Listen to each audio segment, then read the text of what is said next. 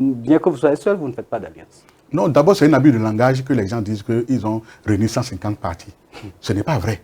Ils n'ont pas réuni 150 partis. Mouvement et association. Hein. Bon, s'ils disent mouvement, je peux comprendre. Mais on ne peut pas nous dire que quelqu'un crée un parti politique, le parti est juridiquement mort et on dit qu'il existe encore. Parce que le ministère de l'Intérieur n'a pas fait son travail.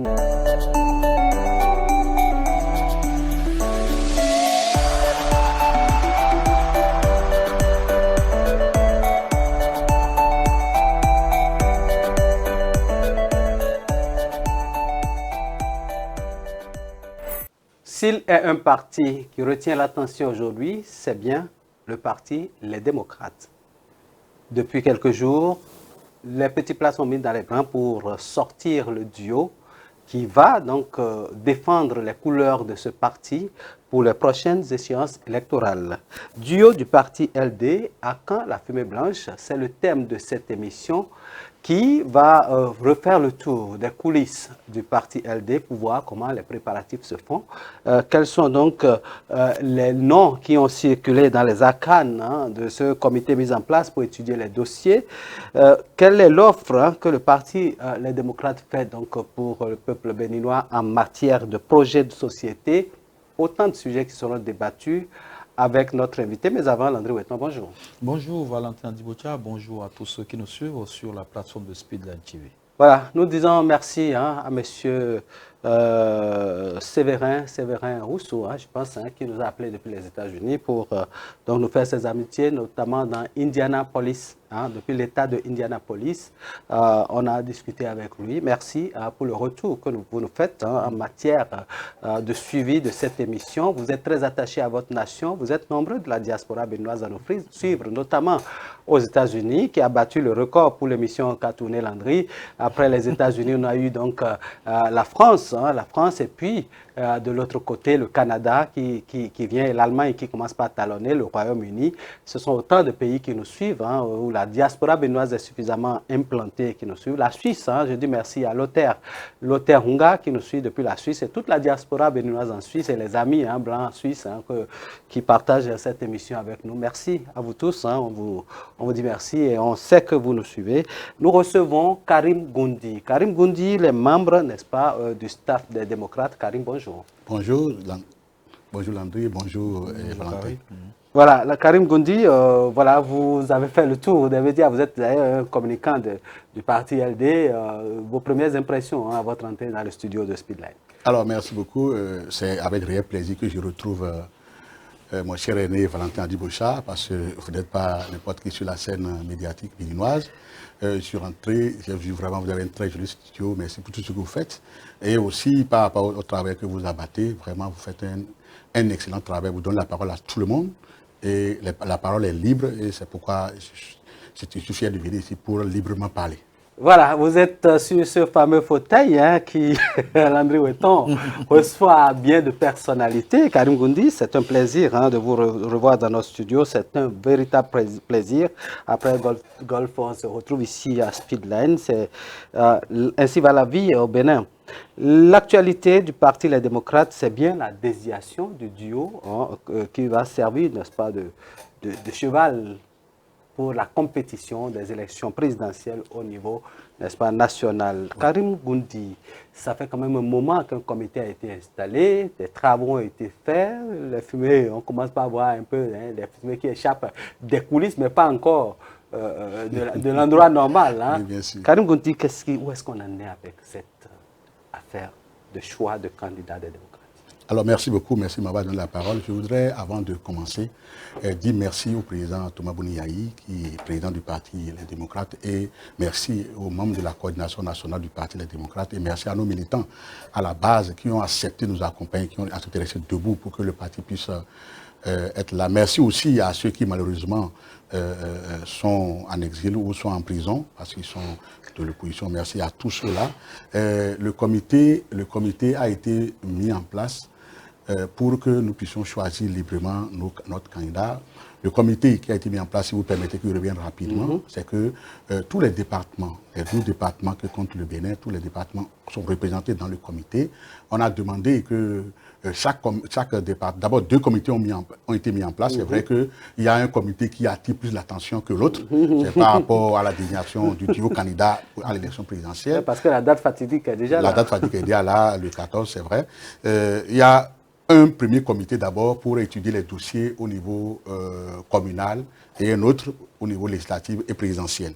Bon, 2 comités, pourquoi on a mis un spécialement pour les communales, c'est parce que les communales c'est un peu lourd. Les communales ça fait 3830 dossiers qu'on doit sélectionner sur 5000 bien 6000 dossiers. Ouais, donc là c'est beaucoup de travail, donc c'est pourquoi un comité de 15 membres toujours a été dédié pour faire ce travail-là, et un autre comité pour étudier pour les législatives. Ça fait 109 x 2, 218 dossiers qu'il faut sélectionner peut-être sur 500 dossiers ou bien sur 1000 dossiers, je ne sais pas trop, au niveau du secrétariat aux affaires électorales. Et après, le comité aussi va se charger aussi des élections présidentielles pour le duo. Maintenant, pourquoi c'est pour le duo? Parce que comme vous l'avez dit tout à l'heure, la date fatigue est là et c'est pourquoi ce comité-là est plus indexé et c'est 15 membres, 1 par département, ça fait 12. Et on a demandé à ce que le secrétariat aux affaires électorales choisisse 1 et le secrétariat administratif choisisse 1 pour être rapporteur et le président du parti désigne 1, ça fait les 15 pour que ça soit une paix. Au cas où il peut avoir vote. Voilà, pour qu'il n'y ait pas parité de vote, pour que ça se tiraille un peu. Voilà ce qui a été mis en place. Où en est-on? Effectivement, les candidats ont déposé leur dossier et comme vous le savez, il y a 34 dossiers qui ont été réceptionnés. Les gens ont déposé leurs dossiers. Et pourtant, on nous a dit que c'est 35 candidats. Oui, bon. Ça s'est passé un temps pour qu'on se retrouve à 34? Non, en fait, ça a été mal compté. C'est 34 en réalité. Ce n'est pas 35. Il n'y a pas eu de désistement. C'est 34 dossiers qui ont été déposés. Et le comité a reçu les dossiers et a lu les dossiers, puisque la vision du candidat est demandée au niveau de ces dossiers. Sa vision, il doit déposer 25 millions. Sa vision, un peu comme son projet. Un peu comme son projet. En 5 points, rapidement, il donne sa vision sur papier et les gens lisent, ainsi de suite. Et après, il va passer devant le comité. Donc, ce qui a commencé déjà depuis avant-hier, hier, les auditions ont commencé. C'est-à-dire chaque candidat a 15 minutes pour venir plancher devant le comité. C'est une thèse de doctorat. Bon, c'est comme une thèse. C'est plus que le doctorat. Hein. C'est une thèse qui va diriger tout le pays. Bon, voilà. Donc, il faut qu'on écoute tout un chacun d'eux. Et ça se passe bien? Très bien. Pour l'instant, ça se passe très bien. Et ça se passera bien. Ils ont des arguments de taille, de pointe? Oui, bon, c'est vrai que ça se passe en coulisses. Nous ne sommes pas informés. Même si on va au siège, on les voit plancher devant le jury. On ne peut pas ouvrir, aller regarder. Et on n'a même pas le droit d'aller chercher savoir. Il y a le secret de délibération. Il y a le secret de délibération. On note chaque candidat. Et à chaque notation, on met dans une enveloppe scellée, on dépose. Qu'est-ce qui pilote ce comité? C'est le docteur Christophe Moncia, qui est le président du comité, et le député Habib Ouroukoubou est le vice-président, et Kama Sangari est le rapporteur. Donc, tous les départements sont représentés. Donc, les candidats viennent, ils planchent, et quand ils finissent de plancher, on dit, bon, ils peuvent se retirer, et après, on va les donner, on va leur faire un rapport. On va faire un rapport avec le président du parti. Il va avoir une assise pour préparer le conseil, puisque c'est le conseil qui valide tout le travail que nous faisons. Si le comité de travail qu'il n'y a pas de conseil, c'est que ça n'a pas été validé. Donc, ils sont en train de faire les auditions, et après les auditions, qu'est-ce qui va suivre? Oui, après les auditions, il y aura notation. Oui. Donc d'abord, le dossier va être noté lui-même. D'abord, le dossier que vous déposez va être noté. D'abord, dans un premier temps, vous déposez, on doit voir d'abord si toutes vos pièces sont à jour. Si du haut jusqu'en bas, vos pièces sont à jour. Si vos pièces ne sont pas à jour, on ne va pas continuer à étudier votre dossier. Dossier invalide. Dossier invalide. Vous êtes en train de nous dire, M. Goundi, que tous les 34 candidats ont reçu leur quitus fiscal? Donc je ne sais pas trop. Mais ce que je sais, c'est que, bon, par rapport au quitus fiscal, comme ça ne dépend pas d'eux. Sous réserve. On peut mettre sous réserve. Je dis on peut mettre, parce que je ne suis pas du comité. Mais ce qui reste, les autres pièces qui restent, vous devez quand même déposer. Vous devez déposer les sous. Donc voilà ce qui est là actuellement. Donc si on finit de les écouter, on va noter leur passage, parce que le speech est aussi important. Pour que vous ayez quelqu'un qui vous représente, il faut que la personne ait une carrure. Il faut que la personne puisse dire réellement la vision du parti. Okay. Donc voilà ce qui est fait. Après, il y aura notation. Et ces notes-là seront additionnées. Et on va trouver une moyenne, on va classer. Et on va dire, bon, voilà ce qui est là. Et les critères, vous avez vu un peu les critères qui ont circulé. Et les critères vous sont parvenus par ici. Donc vous avez vu que, bon, vous devez respecter ces critères-là. Quand vous respectez ces critères, il n'y a pas de souci. Voilà. Oui. Mais dites-nous, moi, j'ai juste une question qui, pour moi, est pertinente et peut-être qui, pour d'autres, peut paraître saugrenue. Je voudrais vous demander, M. Goundi, est-ce que les 34 candidats qui ont ce besoin, qui ont manifesté leur désir de porter les idéaux de votre parti, est-ce que ces 34 candidats sont-ils tous membres du parti Les Démocrates? Suivez mon regard, vous allez comprendre un peu ce que je suis en train de dire, puisque de l'autre côté là-bas, ce débat a été agité en tant quand le choix a été fait. Au niveau de la mouvance, on a dit, il n'est ni de UP, il n'est ni de BR. Est-ce que chez vous, les 34 candidats qui sont dans le starting block primaire, sont-ils tous du parti Les Démocrates? Moi, je peux vous assurer ici que théoriquement, ils sont du parti Les Démocrates. Mais la conférence n'exclut pas le contrôle. Le comité se chargera de contrôler et de savoir si réellement ils sont du parti. Cela fait partie du job? Cela fait partie du job. Parce qu'il ne peut pas nous... Ce qui est sûr, celui qui est membre du parti, on le saura. Même si quelqu'un adhère la veille, il est déjà membre. Donc, il n'y a pas de problème par rapport à ça. Les 34 sont membres. Et un des critères qui est important, c'est qu'il faut être militant. Il faut être... à jour par rapport à ses cotisations. À jour par rapport à ses cotisations, ainsi de suite. Mais il faut être un acteur actif sur le terrain. C'est un des critères qui va peser forcément parce qu'il faudrait quand même encourager le militantisme. Donc quand quelqu'un veut postuler, il veut être candidat sur la liste d'un parti politique, ce n'est pas parce que c'est l'élection présidentielle. Quand pour les élections communales et législatives, on vous dit qu'il faut que vous soyez un militant. Mais pourquoi pas l'élection présidentielle, vous devez être un militant. Mais les gens ont dit même que la réforme qu'ils ont eu à faire sur le système partisan, que c'est pour encourager le militantisme. C'est pour que désormais, que ce soit les vrais militants qui soient positionnés. Bon, c'est vrai pour renforcer les partis politiques. Oui, c'est vrai que quand je jette un clin d'œil de l'autre côté, ce qu'ils ont fait, ça n'a pas respecté tout à fait ce que nous sommes en train de voir. Je ne suis pas venu ici parler du candidat de quelqu'un d'autre, je suis venu parler du Parti démocrate. Permettez que j'ouvre cette parenthèse et que je la ferme pour continuer. Donc c'est pour dire que nous, à notre niveau, au niveau du Parti démocrate, nous travaillons pour que le militantisme réellement soit vraiment récompensé et pour que les gens comprennent réellement. Parce que nos militants, vous savez, c'est le lieu de rendre hommage à nos militants à la base. Il y a des gens à la base, je vous assure, au niveau de nos arrondissements, au niveau de nos villages, mais ils ne veulent même pas savoir, est-ce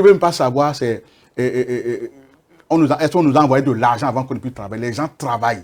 Les gens veulent que le parti vraiment soit debout. Ce qui est fait sur le terrain aujourd'hui, je vous assure, s'il faut quantifier ça en somme, le Parti démocrate ne peut même pas avoir le tiers par rapport à le travail qui a été fait au-dessus du terrain. Donc tout cela, il faut les respecter.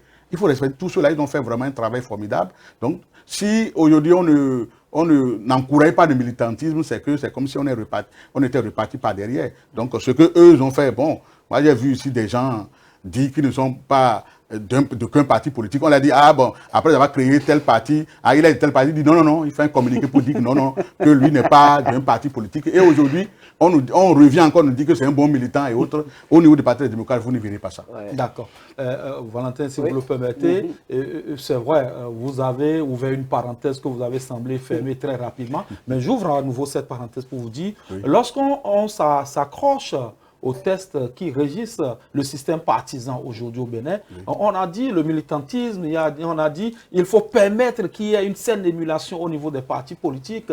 Et c'est ce qui peut-être dresse le lit à ce que nous appelons les primaires. Au niveau, ce que vous êtes en train de faire au niveau du Parti Les Démocrates, dites-nous, c'est aussi cela, c'est des primaires, puisque on a entendu dire que le fait d'avoir eu 34 candidats à la candidature, c'est que le président Boniaï, qui est président du parti, est en perte de vitesse, qui ne sait plus qui choisit.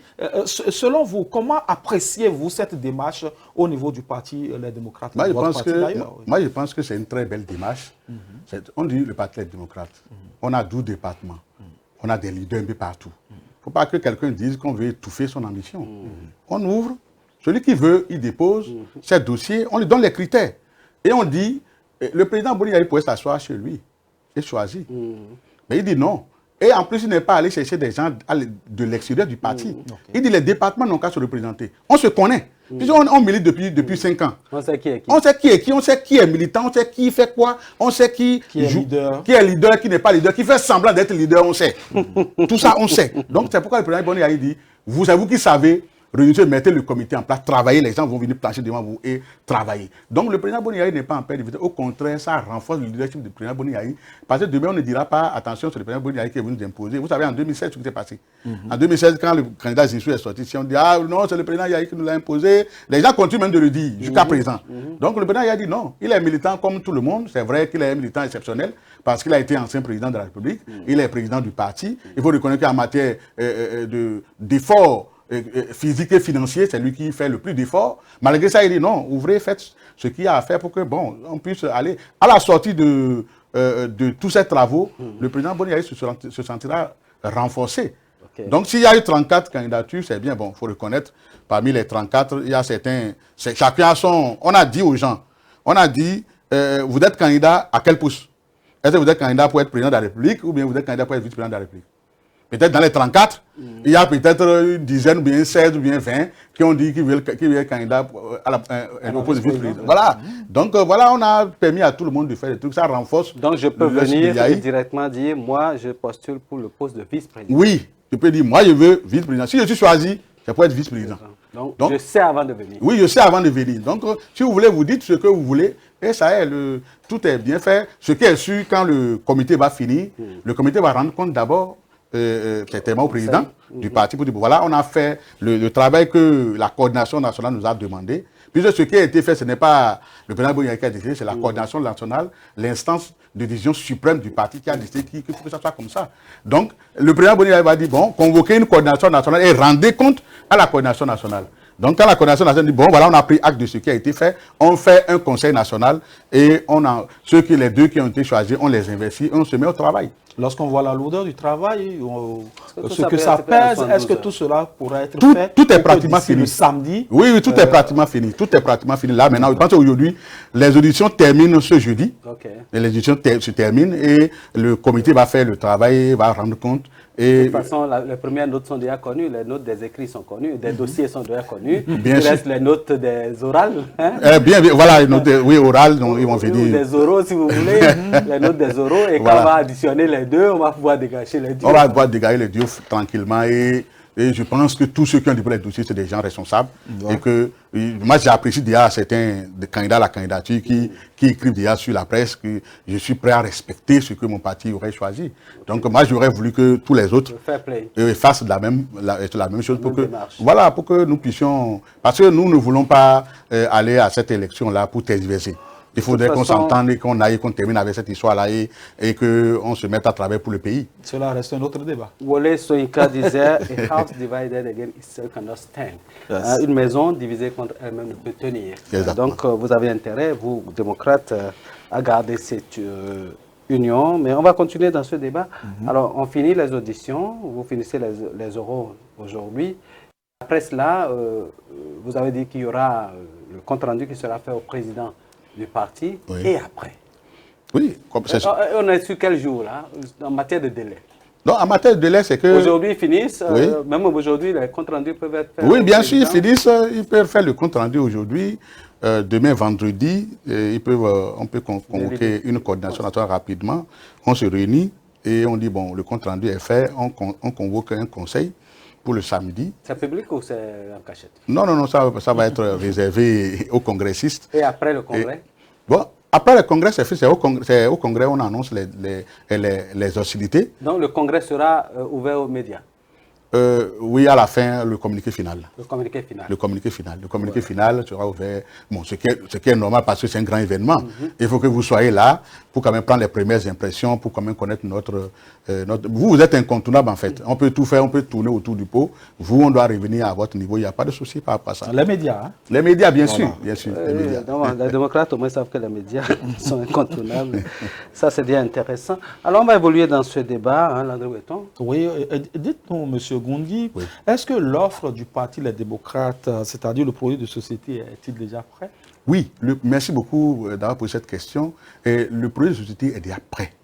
Et le projet de société, d'abord, il y a un comité qui a été mis en place pour parcourir, pour d'abord faire un plan, secteur par secteur, et dans chaque secteur, aller inviter les experts dans les domaines et les écouter, et essayer de prendre leur avis par rapport à comment il faut faire. Quand je prends par exemple le domaine de l'agriculture, les producteurs ont été rencontrés. De long en large, les producteurs ont été... Il y a un travail de terrain qui a été fait. Malgré tout ça, on a sorti un document, bien sûr.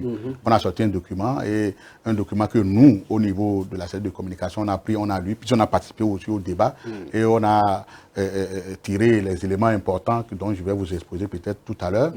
Et malgré tout ça, nous allons repartir encore vers les différentes couches sociales pour les présenter. Voilà ce que nous proposons faire par rapport à votre secteur. Bon, si vous avez encore des avis, c'est vrai qu'ils avaient été déjà écoutés. Ça a été un travail participatif. Tout le monde a participé à ce travail-là.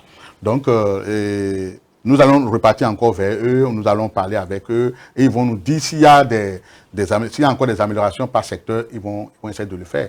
Il y a aussi un volet qui me tient beaucoup à cœur, c'est le volet défense et coopération internationale. Oui. Vous savez que le Parti démocrate est attendu au carrefour dans ce domaine, parce qu'il faudrait quand même dire au niveau de ce volet-là que c'est un volet vraiment très important. Le Parti démocrate va travailler de sorte que le Bénin soit bien avec... pacifier les relations avec les pays limitrophes. Vous savez, si les relations ne sont pas pacifiées, il y aura des problèmes au niveau sécuritaire. Donc le Parti démocrate, je ne vais pas vous dire le contenu de ce que le Parti démocrate propose aux autres pays, puisque c'est notre chasse gardée, mais je peux vous dire quand même que quelque chose est fait dans ce sens. Est-ce que vous savez que chaque rentrée, au niveau des villages frontaliers du Bénin, il y a une centaine d'écoles qui n'ont pas ouvert les portes, les écoles primaires qui ne peuvent pas ouvrir les portes, à cause de l'insécurité, que les directeurs d'école, les directeurs départementaux aussi ont peur que les écoles soient attaquées et que les enfants soient massacrés, ce qui n'est pas bien. Donc, tout ça, une centaine d'écoles. Qu'est-ce que ces enfants l'ont fait? Leur seul crime, c'est qu'ils sont nés dans un village frontalier.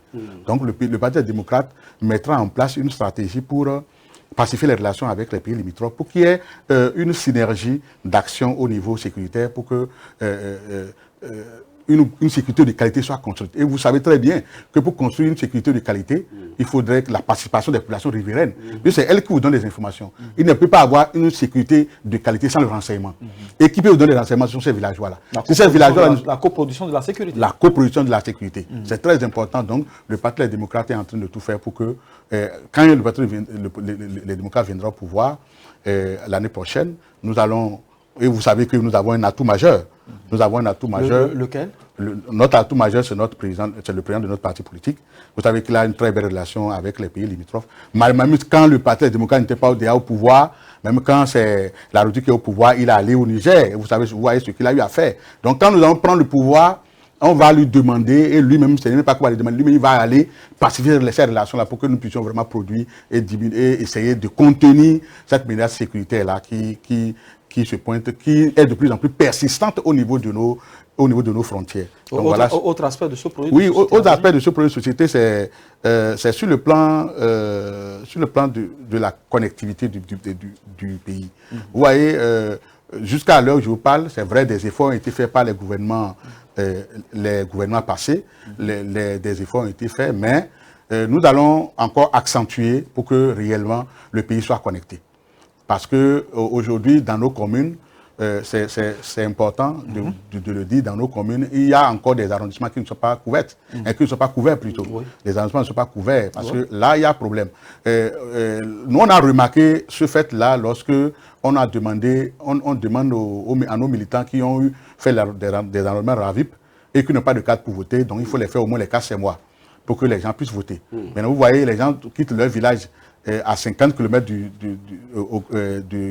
du centre de la commune pour pouvoir avoir la connexion Internet, pour pouvoir tirer. Vous voyez, donc il y a ce problème-là. À part ça, sur 50 km. Sur 50 km. Pour avoir la connexion Internet. Pour avoir la connexion Internet. Et le problème encore va se poser au niveau de la centralisation des résultats pour les élections à venir. Parce que nous, on a mis un système en place pour centraliser les résultats. Vous voyez, vous arrivez, il n'y a même pas le réseau. Il n'y a pas le réseau. Alors que s'il y avait le réseau, de ce village-là, les gens vont nous envoyer le résultat directement à nos sièges. Et quel est le palliatif que vous trouvez? Oui, bon, le palliatif... SMS ou autre chose? Non, c'est pas... Bon, on a envoyé beaucoup de personnes. Au lieu que ça soit une deux personnes qui aillent, donc c'est beaucoup de personnes qui vont aller et vont suivre les unes. Depuis les villages jusqu'au centre. Non, vous savez que, vous savez que les gens sont forts dedans. Il y a des unes qui ont des pieds qui s'arrêtent rapidement et qui s'ouvrent et les gens font ce qu'ils ont à faire. Donc, sur ce côté-là, nous avons pris des dispositions pour que réellement, au niveau de la connectivité, pour que le pays vraiment soit connecté. Maintenant, au niveau de l'agriculture, on a dit vraiment qu'on va écouter vraiment les cultivateurs, les sojaculteurs, les cotonculteurs, ainsi de suite. Je vais vous donner un exemple simple, vous allez comprendre pourquoi les sojaculteurs se plaignent, par exemple. Au niveau du coton, c'est l'État qui aide à trouver de la sémence aux gens. Donc, côté sémence, il n'y a pas de problème. Maintenant, au niveau des intrants, l'État aussi aide à avoir des intrants. Tout est coordonné par l'État. Tout est coordonné par l'État. Donc, c'est normal que l'État dise à la fin, puisque je t'ai aidé à faire, c'est moi qui vais acheter. Bon, par rapport à toi, tes intérêts, je fixe le prix à temps. Mais quand on va au niveau du soja, l'État n'est nulle part, ni de près ni de loin, ni de près ni de loin dans la production de cette céréale-là. Nulle part. Donc, même pour trouver des semences, les sojaculteurs, c'est la croix et la bannière pour pouvoir trouver les semences. Alors, les gens se débrouillent, ils trouvent la semence, ils s'endettent, ils vont vers les coopératives, ils vont vers les microcrédits. Et ils prennent des crédits, ils viennent produire, et l'État qui n'a fourni aucun effort vient fixer le prix. Et il fixe le prix comment? Il fixe le prix à un taux très bas, ce qui n'arrange pas les sojaculteurs. Donc nous, à notre niveau, on va essayer de penser à ça et corriger ça. Nous avons pensé même, pourquoi pas, faire de sorte de mettre en place des microcrédits, c'est-à-dire une banque agricole, pourquoi pas, pour pouvoir aider ces gens-là, parce que c'est très important. Pour que nous puissions, on va faire la même chose au niveau du soja, au niveau du maïs, au niveau du sorgho, du mil, et ainsi de suite, pour que quand même il y ait au moins une autosuffisance alimentaire. Est-ce que vous savez par exemple que dans ce domaine-là, aujourd'hui, en matière de production du maïs, on a près de 15 000 tonnes excédentaires aujourd'hui. Ces 15 000 tonnes sont en l'air. Alors que si on avait mis une structure en place, comme l'ONASA, je ne dis pas forcément l'ONASA, ça peut être un autre nom, on pourrait récupérer ces 15 000 tonnes. Et en période de soudure, janvier-février par exemple, on peut, quand les prix vont flamber, on peut essayer de vendre tout ça là. Donc, ce que le gouvernement actuel ne fait pas, ce que nous, on va corriger, ce que nous va faire sur le plan, ça c'est sur le plan agricole. Donc, quand on part sur le plan économique, bon, vous savez, vous-même vous savez, sur le plan économique, il faudrait que nous allons essayer d'abord, qui dit économie, quand on dit emploi et quand on parle de l'emploi, c'est aussi sur le plan économique comme sur le plan social. Nous allons d'abord relire le code de la loi sur l'embauche. Elle n'est pas du tout bonne, ce qui se passe au niveau de cette loi sur l'embauche. Vous ferez aussi les emprunts obligataires, comme cela se fait là actuellement? Non, mais sur le plan économique? Ça, vous rentrez dans le domaine des prêts. Dans le domaine des prêts pour le pays, on ne fera pas tel que c'est fait actuellement, on ne fera pas ça. On fera de sorte qu'il y ait une transparence. Parce que, faisons attention, c'est l'argent du contribuable qu'on va gérer. Ce n'est pas notre argent. Ce n'est pas l'argent du président Boniaï, c'est l'argent du contribuable. Donc on va faire de sorte que, même si on va faire des emprunts, que ça ne se fasse pas comme ce qui est en train de se faire actuellement. Qu'est-ce qui se fait actuellement? Ce qui se fait actuellement, c'est qu'on a une loi qui aujourd'hui permet de faire des prêts. On fait le prêt et on dit c'est 3 mois après qu'on va rendre compte.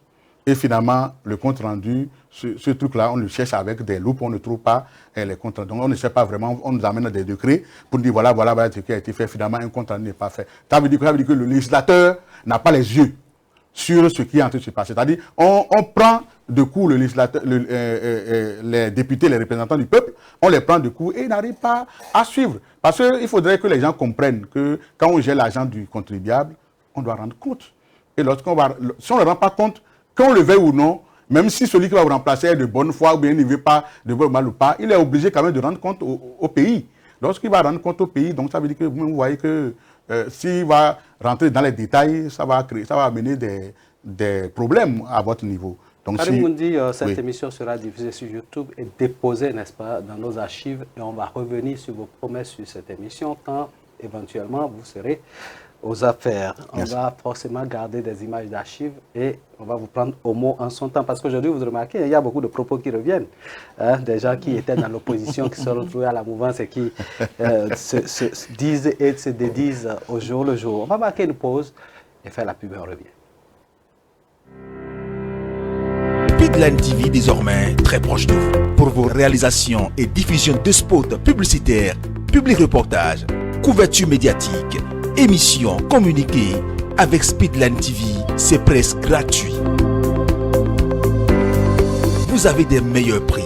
Pour tous vos produits et services, nous vous offrons des espaces publicitaires à travers nos émissions, nos feuilletons et séries. Profitez de notre période promotionnelle pour atteindre vos clients partout sur le territoire national, partout en Afrique et dans le monde entier.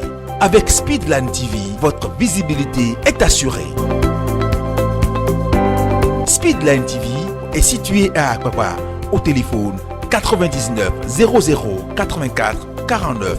Speedline TV, votre télé. Voilà, retour en studio avec Karim Goundi et nous disons merci à M. Séverin Dossou depuis Indianapolis qui nous a fait l'amitié de nous faire le retour par rapport aux Américains et aux Béninois qui vivent aux États-Unis, qui suivent cette émission. Karim Goundi, vous étiez en train de dire les domaines dans lesquels vous pensez impacter le Bénin pour amorcer un développement. C'est vrai que le développement, c'est une succession d'actions. Le gouvernement qui est là a fait beaucoup de choses. Vous venez peut-être, vous pensez que lorsque vous êtes là, vous allez mettre encore un coup d'accélérateur sur un certain nombre de domaines, notamment l'agriculture. Oui, notamment l'agriculture, comme vous le savez, on nous a appris depuis les cours primaires que il y a un rapport qui disait que, de la Banque mondiale, je pense, qui disait que l'Afrique a plus de 60% des terres cultivables, possède des terres arables qui ne sont pas exploitées, alors que c'est dans ce continent que la famine tue. La famine tue. Ça veut dire que nous avons du pain sur la planche, nous avons du boulot à faire. Et nous, que les gens se rassurent, que les gens se rassurent que ce qui est fait de bien, on va continuer par le faire. Et je continue en disant que sur le plan culturel, ce que le président Segoulo a commencé depuis les années 91, avec Ouida 92, va être poursuivi. Et en passant par le général Kérékou qui a fait la promotion de Gospel Racine, vous vous rappelez? Donc, où nos frères de l'autre côté ne pouvaient pas descendre au pays pour voir ce qui se passe, ainsi de suite. Segoulo Ouida 92, le général Kérékou Gospel Racine, le président Yahi aussi a continué, Talon aussi a continué un peu dans ce sens. C'est ce que nous allons continuer et nous allons faire de sorte que notre culture vraiment soit valorisée parce qu'elle est riche, notre culture. Il y a des communes jusqu'à présent, je peux vous rassurer, il y a des communes culturelles jusqu'à présent qui ne sont pas visitées encore. Donc vous reconnaissez au moins que sur le plan culturel, le président Talon a fait quand même quelque chose. Comme sur plusieurs autres plans. Non, pas comme sur plusieurs autres plans. Sur le plan culturel, le président Talon a continué ce que les autres ont fait. Et c'est ce que j'ai dit tout à l'heure. Le président en mieux. Forcément en mieux. Forcément en mieux. Et nous allons venir faire mieux que ça. Bien sûr, nous venons faire mieux que ça. Je vous donne par exemple des communes dans lesquelles, si je vous amène dans la commune de Kopago, par exemple à Taneka Biri et à Taneka Koko, vous allez voir encore jusqu'à l'heure où je vous parle, des gens qui sont encore habillés en peau. Donc ça veut dire qu'ils ne porteront jamais la peau, pas de chemise. Ils ne mangent pas en public, ils sont encore en peau et jusqu'à leur mort. Donc cette culture-là continue toujours. Il y a des gens qui continuent encore, est-ce que vous savez que les gens continuent encore pas faire c'est l'excision, ça non pour les hommes. Ils coupent la circoncision, ils coupent les zizi à 30 ans, ils ne doivent pas bouger. C'est culturel. Donc c'est des trucs qu'on doit valoriser, qu'on n'a pas encore visité. Je ne condamne pas ceux qui sont là, je ne condamne pas ceux qui sont passés. Ceux qui sont passés sont venus faire ce qu'ils ont pu faire. Nous venons continuer ce qui a été fait de bien. Donc nous allons continuer ce qui a été fait de bien, on va conserver ce qui a été fait de bien et on va améliorer ce qui a été fait de bien. Donc voilà, donc c'est ça. Sur le plan culturel, voilà ce que nous proposons. Sur le plan sportif, par exemple, nous allons quelque chose est fait. Quelque chose est fait sur le plan sportif. On a le championnat béninois qui se joue. Même si c'est un peu difficile, ça se joue quand même. On a l'équipe béninoise qui est qui est très bien placé, qualifié pour la Coupe d'Afrique des Nations et qui va être bientôt en passe, qualifié pour la Coupe du Monde. Le jour là, je suis en train de prier, de garder mon chapelet musulman et je vais prier Dieu. Leur prochain match est contre le Rwanda au Rwanda. Si on bat là-bas, ça veut dire qu'il nous reste un seul match pour qu'on puisse être qualifié si on remporte les deux justement. Donc un travail a été fait. Vous savez. Donc félicitations au passage au ministre de la Culture, au ministre de la Culture, au ministre des Sports plutôt, au ministre des Sports qui fait un travail remarquable, notre ami, très jeune, talent, fait confiance à des jeunes. J'espère que vous, démocrates, vous ferez confiance aussi aux jeunes parce que là, les résultats disent... Vous allez voir la plupart du temps, ceux qui viennent défendre le Parti des démocrates sont les jeunes sur les plateaux. Donc ça veut dire que les jeunes ont une place importante. Moi, je dirais félicitations aux différents gouvernements qui ont fait le travail sur le plan sportif parce que ce n'est pas pour la première fois que le Bénin se qualifie pour... Bien sûr, on était déjà à la Coupe du Monde Junior. Exactement. On était à la Coupe du Monde Junior, on était à la Coupe... La première fois, c'est en 2004, sous le président Kérékou, qu'on a été qualifié sous le ministre Valentin Houdé. Bien sûr. Voilà, donc tout cela, il faut les féliciter. À qui on dit un petit bonjour au passage, Valentin Houdé qui nous suit très bien. Voilà, donc il faut les dire félicitations. Il faut dire félicitations aussi au président Idriss Ibrahima par rapport au sport boule. Absolument. Donc là, voilà des gens que nous ne venons pas arrêter quoi que ce soit. Ce qui est fait de bien sera poursuivi. Ce qui est fait de bien va être poursuivi en mieux, mais plus transparent. Parce que ce que nous reprochons ici, c'est le manque de transparence dans tout ce qui se fait. Nous, on sera plus transparent. Et en quoi ce n'est pas transparent ce qui se fait aujourd'hui? Non, mais il y a plein de domaines dans lesquels c'est pas... Donc quand on va arriver sur les infrastructures, par exemple, comme on ne peut pas, par exemple, M. Valentin Adiboucha, là où nous sommes aujourd'hui, on ne peut pas nous dire qu'on va construire un truc, on demande au porte-parole du gouvernement, mais l'Amazon qui est là, qui est derrière moi là, a coûté combien? Et il dit non, il ne pas dit parce que s'il dit, les gens vont trouver que c'est trop, mais comment ça? Mais c'est quoi, c'est quoi ce langage-là? Ils vont trouver que c'est un peu cher, donc on ne va pas dire ça. Pourquoi? C'est notre argent. Mais on ne peut pas nous dire... Entre-temps, Bioguera, lui, il a marché de l'aéroport, il a fait quelques pas vers Erevan. Oui, il a fait quelques pas vers Erevan, on n'a qu'à nous dire combien tout ça l'a coûté. C'est notre argent qui fait tout ça. Non, on ne peut pas venir faire ça. Aujourd'hui, quand vous êtes là, vous consultez les archives, vous allez voir combien a coûté l'échangeur de Goudomé, vous allez savoir combien ça a coûté. L'aéroport de Tourou, vous allez savoir combien ça a coûté. Allez faire les audits pour savoir si réellement il y a une surfacturation ou pas. C'est ce qu'on veut. C'est ce qu'on demande à nos amis qui sont en face de la main. Soyez trucs là. On nous dit par exemple que comment on appelle le nouveau chantier, le nouveau siège de l'Assemblée nationale. On nous dit que le nouveau siège qu'ils sont en train de faire avec au plus comment on appelle avec 32 millions, 35 milliards au plus qui vont finir de faire, il n'y a pas de souci par rapport à ce qui se passe. Maintenant, on nous dit que nous sommes à plus de 118 milliards. Au nom de quoi? Mais on doit nous dire pourquoi c'est comme ça. Donc c'est pourquoi il dit qu'il y a un manque de transparence. Et même ils savent qu'il y a un manque de transparence, ils n'ont pas le droit de faire ce qu'ils sont en train de faire. Ça ne se fait pas quand on gère l'argent public. Donc nous allons être plus transparents parce que nous respectons le peuple béninois. Le président Boni Yahi on peut tout reprocher au président Boni Yahi, sauf ce manque de respect au peuple béninois. Le président Boni Yahi respecte le peuple béninois et il ne peut pas être le président de notre parti pour qu'on vienne au pouvoir ne pas respecter le peuple. On fera le point, on sera transparent dans la gestion, ainsi de suite. Donc, j'ai parlé du plan sportif, ce que nous pouvons faire. C'est pas sur le plan énergétique, par exemple, il faudrait que réellement on puisse savoir réellement pourquoi réellement c'est au Bénin que l'électricité est le plus cher. Pourquoi au niveau des zones industrielles, les exonérations qu'il y a, pourquoi on ne justifie pas ça? On doit justifier ce qui est en train d'être fait sur le plan énergétique, même sur le plan de l'eau. Aujourd'hui, on reste là dans un quartier de Cotonou, on fait 2 jours sans eau. Je ne sais pas si Landry, vous avez l'eau tout le temps chez vous, mais chez moi, il y a des coupures d'eau. Il faut qu'on puisse nous dire réellement de quoi il s'agit. Donc c'est de ça qu'il s'agit. En matière d'énergie, c'est vrai que le président Talon nous avait promis qu'en fin de mandat, le Bénin va vendre de l'électricité aux autres pays. Vous, qu'est-ce que vous promettez?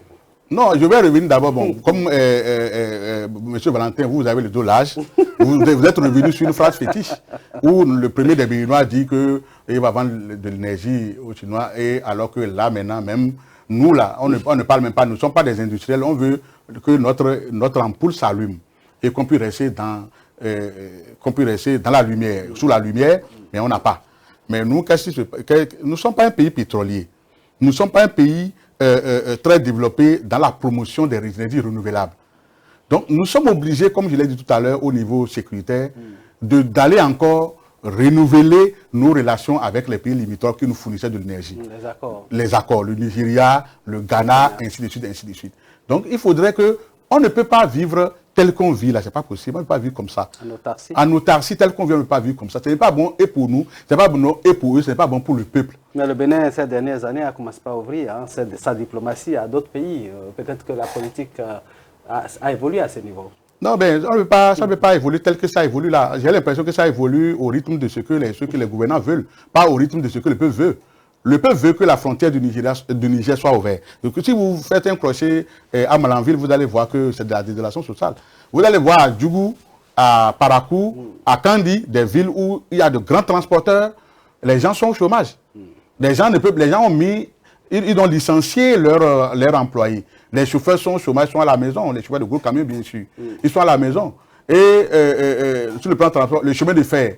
On nous a dit qu'on va réparer le chemin de fer, mais par contre, je vais voir, les chemins de fer sont en train d'être enlevés.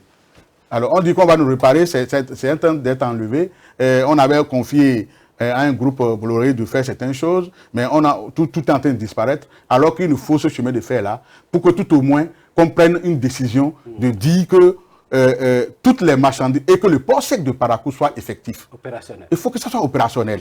Et je voulais dire à nos dirigeants, et je voulais dire aux populations du Bénin, que si les démocrates viennent au pouvoir, on va mettre un hub économique au niveau de Parakou, pour que Cotonou soit un peu désengorgé. Parce que les camions qui viennent à Cotonou, d'abord, ça abîme nos voies.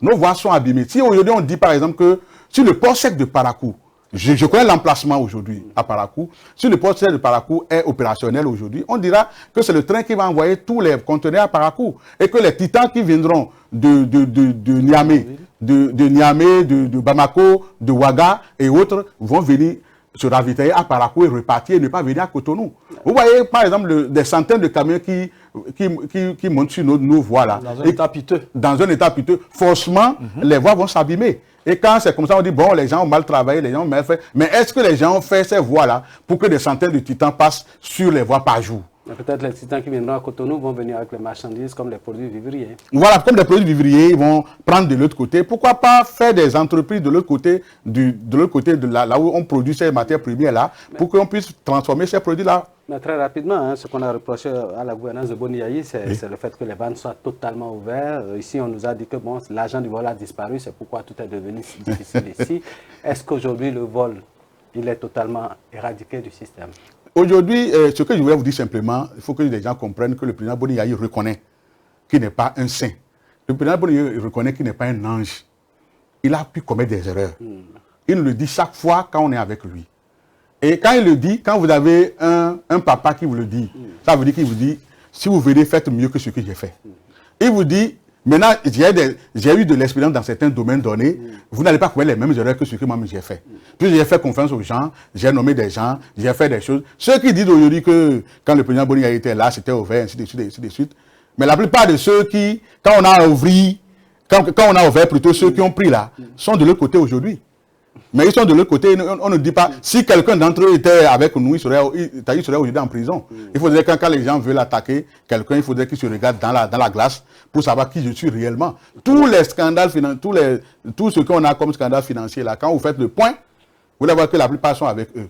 Donc il faut qu'ils aillent doucement et savoir que nous, le président Boni-Yayi sait qu'il n'est pas un homme sain, qui peut faire des erreurs. Le président Boni-Yayi est là pour nous coacher, pour dire qu'on ne commet pas les mêmes erreurs que lui et qu'on fasse en mieux. Donc moi je voulais rassurer le peuple béninois en disant que le Parti des démocrates, quand il viendra au pouvoir, le Parti des démocrates tiendra compte des aspirations du peuple, de leurs aspirations. André Ouetton, au niveau, n'est-ce pas, de l'arrimage entre le programme des candidats, parce que là, ils sont en train de plancher pour présenter leur programme, et l'arrimage entre le programme du candidat et le programme du parti, comment ça va se passer?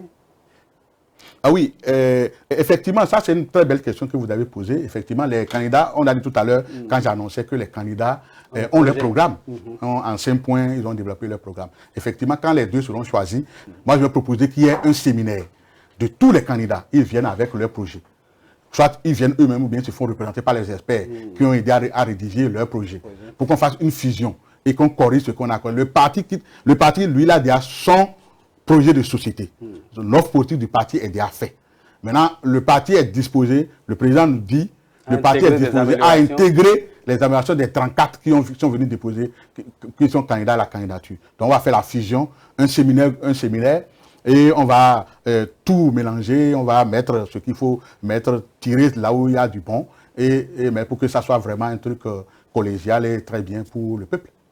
D'accord, dites-nous déjà, ce projet de société sera présenté par le parti ou par le candidat? Voilà, très bien, c'est parce qu'aujourd'hui, je ne suis pas allé en profondeur dans le projet, ce projet. La télévision, c'est une question de temps. Exactement. Non, je ne peux même pas aller en profondeur, parce que je ne suis pas habilité à le faire. Voilà. C'est les deux qui seront choisis, c'est eux qui vont présenter officiellement le projet. Exactement, donc ils vont prendre le projet, ils vont s'approprier le projet. S'approprier parce que ce n'est pas leur projet.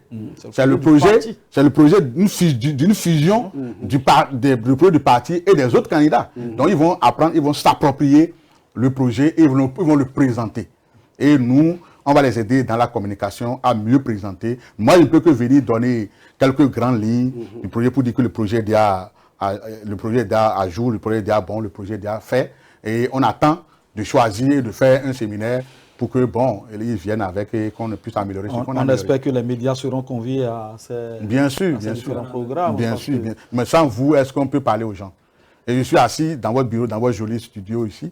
Je suis assis là maintenant, en train de parler. Les gens écouteront partout.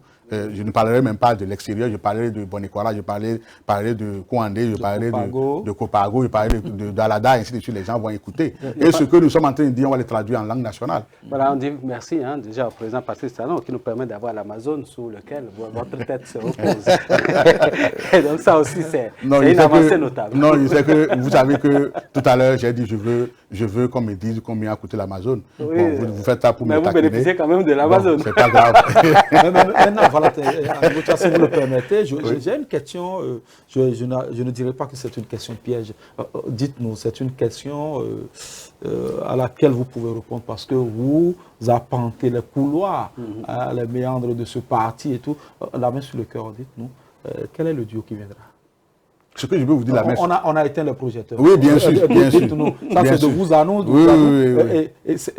Qui est celui-là qui pourra réellement porter parmi les 34 que vous avez vu un peu sur les listes et tout? Dites-nous, c'est qui? Non, la main sur le cœur, je vous dirai que le samedi, vous aurez le duo. Non, vous n'avez pas répondu à la question. Ah non, le samedi. Blanche, c'est pour le samedi. C'est pour le samedi.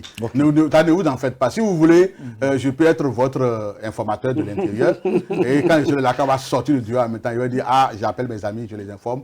Le samedi, vous aurez le duo. De toute façon, il y a un plateau qui aura lieu le dimanche prochain. Le dimanche. Par la grâce de Dieu, pour pouvoir repasser, n'est-ce pas? Là, on aura déjà fermé les différents duos. Paul Houpe aurait déjà choisi son colistier, c'est samedi prochain. C'est le même samedi, hein? Non, lui, il a déprogrammé. Selon les informations, les dernières informations que nous avons reçues, ce sera pour le week-end du 18 au 19. Mais il y aurait déjà eu dépôt des dossiers à l'Assemblée, à la Sénat. Bon, c'est le 14. Non, peut-être présenté officiellement, mais il aurait déjà déposé peut-être son duo le 14. Il y a un peu de jeu de mots parce qu'officiellement à la Sénat, c'est déjà officiel.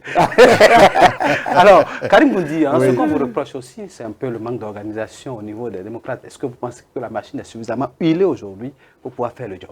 Mais M. Valentin Adji-Boucha, ceux qui le reprochent de plus en plus ne sont pas sérieux. Ne sont pas sérieux parce que le parti le plus organisé aujourd'hui, c'est le Parti démocrate. Je ne pense pas qu'il y ait un parti politique au Bénin qui est plus organisé. Si vous n'êtes pas organisé, vous ne pouvez pas faire ce que nous sommes en train de faire là. C'est le lieu de dire merci à tous ceux qui sont dans l'ombre en train de faire ce travail. Les gens font un travail formidable. Les gens font un travail formidable, ils ne dorment pas.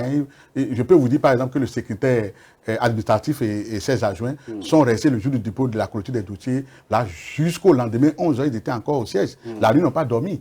Le dernier a été reçu autour de 6h du matin. Les gens travaillent sérieusement. Et ils ne sortent pas pour parler, mais les gens le font. Nous sommes tellement bien organisés. Nous sommes organisés pour toutes les élections. Je suis venu parler des élections, on a parlé de notre programme, notre projet. Notre projet aussi tient compte des élections communales, des élections législatives. Vous savez que si on n'a pas la majorité à l'Assemblée nationale, tout ce que nous sommes en train de dire aujourd'hui, ça va être compliqué de le faire. Donc nous sommes en train de faire un travail pour que réellement que nous puissions avoir tout ça. Nous sommes très bien organisés. Il ne faut pas que les gens disent. Ce que les gens ne comprennent pas, c'est que ce n'est pas facile de faire de l'opposition sous la rupture. L'UPA à lui seul a réuni près de 150 partis, d'après ce qu'on nous a dit. Le BR en a réuni peut-être une cinquantaine. selon les informations. Mais pourquoi vous ne faites pas des alliances, vous ne faites pas malgré ça, ils ont fait des alliances. Pourquoi vous, bien que vous soyez seul, vous ne faites pas d'alliance? Non, d'abord, c'est un abus de langage que les gens disent qu'ils ont réuni 150 partis. Ce n'est pas vrai. Ils n'ont pas réuni 150 partis. Mouvement et association. Hein. Bon, s'ils disent mouvement, je peux comprendre. Mais quand on dit parti, ce n'est pas vrai. Ce n'est pas vrai. Pourquoi? Je fais une petite démonstration rapide pour montrer, pour me dire aux gens que qu'il y a un article, l'article 27 du Code de la Charte des partis politiques qui dit que lorsqu'un parti politique ne va pas à 2 élections successives, le parti est juridiquement mort. Et lorsque Valentin Aziz-Bouchard et mon ami, lorsque vous faites le point, combien de partis ont envoyé des députés à l'Assemblée nationale depuis 1991, depuis la première mandature? C'est à peine une dizaine. Mais on ne peut pas nous dire que quelqu'un crée un parti politique, le parti est juridiquement mort et on dit qu'il existe encore. Parce que le ministère de l'Intérieur n'a pas fait son travail. Et il se retrouve entre amis. Et il se dit, bon voilà, moi je vais rester parce que je suis ami, attends, je vais attirer vers lui. Et il dit que c'est un parti politique. Ce n'est pas des partis politiques. Nous, on n'a pas besoin. Nous, on a dit, le Parti des démocrates est ouvert. Le Parti des démocrates a été l'initiateur du cas de concertation des partis politiques de l'opposition. Mais pourquoi vous ne faites pas des accords? Accord avec qui? On ne peut pas faire accord. Non. C'est de l'opposition. Non. Vous pouvez dire que c'est l'opposition. Même avant qu'ils ne fassent ce qu'ils ont fait là, nous, on savait qu'ils n'étaient pas de l'opposition. Donc, ils ne peuvent pas mentir les autres personnes, et ainsi de suite. Tout ce qu'ils faisaient en sourdine, non assis tranquillement, on les observait. Quelqu'un a dit même qu'ils ne sont pas de l'opposition, ils sont montés au créneau l'insulter. Mais aujourd'hui, comment un parti, la charte des partis politiques qui est en vigueur au Bénin, là, refuse qu'un parti politique de l'opposition fasse une fusion avec, ou bien un accord avec un parti politique de la mouvance. C'est dit clairement. Mais ils le savent. Maintenant, nous, on n'a pas besoin de...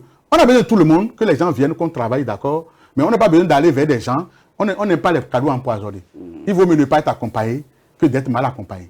Et je suis sûr aujourd'hui, le peuple aujourd'hui, nous sommes pas, nous on a fait un accord avec le peuple. Eux, ils ont fait un accord entre eux, ils ont montré les signatures, tout ça, ils ont fait les photos, et ainsi de suite. Nous, on a fait un accord avec le peuple et on fera, cet accord-là va être effectif le jour des élections. Vous allez voir réellement qu'on a signé un bon contrat avec le peuple béninois. Voilà, Karim Goundi, cette entrevue tire à sa fin, Landry Wetton, c'est pratiquement la fin. Votre mot de fin. Alors, mon mot de fin, c'est pour vous dire merci. Merci beaucoup à Speed Light pour ce que vous faites pour l'espace médiatique béninois. Merci à Landry, merci à Valentin, merci aux cadres et à tout le monde. Et merci. Et je demande aux militants du Parti Les Démocrates de se calmer. C'est vrai que c'est stressant. C'est stressant parce que certains ont leur champion qui est candidat, ainsi de suite. Ils n'ont qu'à se calmer et on se rallie derrière le choix du candidat et derrière le choix du parti. Rapidement, les quitus, c'est bon? Les quitus, oui, on est en train de récupérer, ce n'est pas encore bon chez tout le monde. C'est pas bon chez tout le monde. Non, ce n'est pas bon chez tout le monde. Mais ça a évolué. Ça évolue, ça est en train d'évoluer. C'est en train d'évoluer. À ce niveau, c'est pourquoi on a dit, c'est pourquoi on a attiré la sonnette d'alarme au niveau du directeur des impôts pour lui dire attention, il faut ouvrir cette affaire depuis 3 mois. Mais ils bon, n'ont pas ouvert, mais aujourd'hui. Quand même, vous avez la majorité au moins à déjà obtenu son quitus. Non, ce n'est pas une question de majorité, c'est une affaire de totalité. Il faut avoir la totalité. Parce que quand un candidat manque, c'est que toute la liste est rejetée. Ok. Voilà. On espère que la Direction générale des impôts qui nous suit, nous aussi, c'est un ami, je le connais très bien, nous suit parce que là, on a promis, n'est-ce pas, le contacter, on a fait, mais en lieu et place de la réponse, il a juste réglé le problème. En partie, à ce qu'il paraît, mais bon, le problème a été quand même réglé pour que les démocrates puissent obtenir leur quitus fiscaux et les autres candidats aussi qui attendaient le quitus. On a reçu Nadine Okomassou qui était venue pour cette plainte-là, mais le lendemain déjà, on pense que la réponse a été donnée. Merci au gouvernement qui est à l'écoute de tout ce que nous disons. On espère que tout ce que vous venez de dire a été entendu. Ce plateau est ouvert à tous, mouvance, opposition, même des gens qui sont de la société civile. La parole est libre et donnée à tout le monde. Free speech, la parole, elle est libre ici. Merci d'être venu, Karim Goundi. Merci Landry Wetton pour cette émission. Merci à vous, amis téléspectateurs. Gardez votre position d'écoute. Le meilleur reste toujours à venir.